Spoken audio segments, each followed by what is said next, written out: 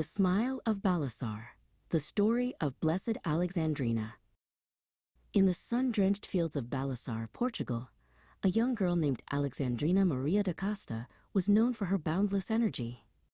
Born in 1904, she was a whirlwind of life, her laughter ringing out as she helped her sister Diolinda in the olive groves.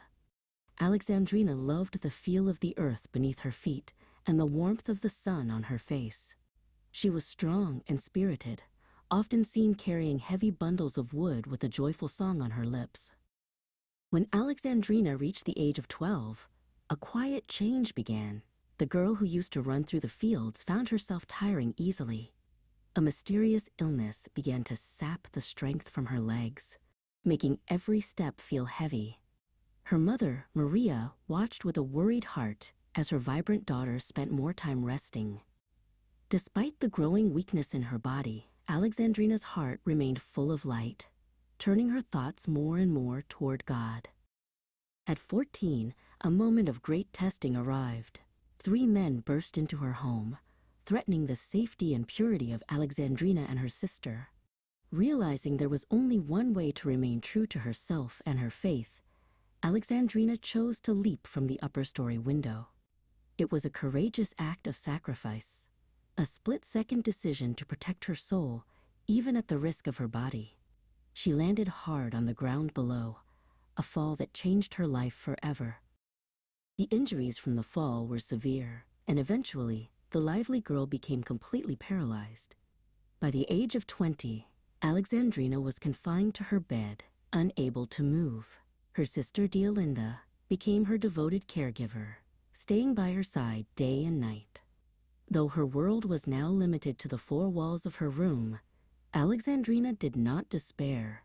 She realized her stillness was not a prison, but a new way to serve others through prayer. Alexandrina's room soon became a place of pilgrimage. People from all over Portugal came to seek her advice and her prayers. She told her spiritual guide, Father Mariano, that she wished to offer all her suffering for the world. She saw herself as a, quote, victim soul, someone who takes on the pain of others to bring them closer to love and peace.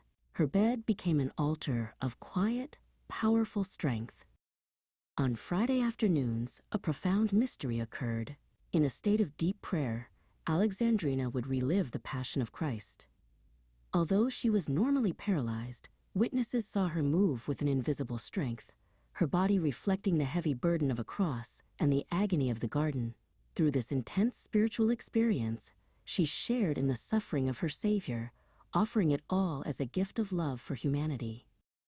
For the final 13 years of her life, a miracle sustained Alexandrina that doctors could not explain. She stopped eating food and drinking water entirely. Her only nourishment was the Holy Eucharist, which she received daily.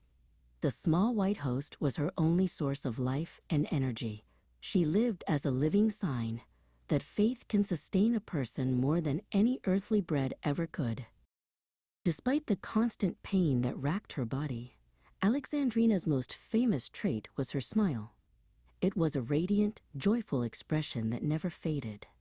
When a young village girl named Clara came to visit, she found not a sick woman, but a happy friend. Alexandrina would tell Clara stories of God's love, her eyes twinkling with a celestial light that made the girl feel safe and loved.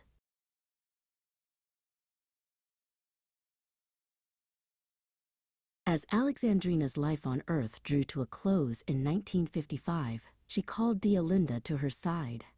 She had a final message for the world, one of urgent love and conversion.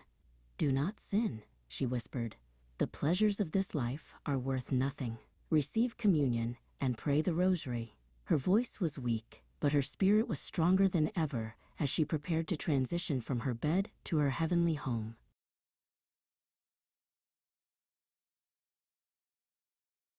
Today, the memory of Blessed Alexandrina continues to shine like a beacon in Balasar.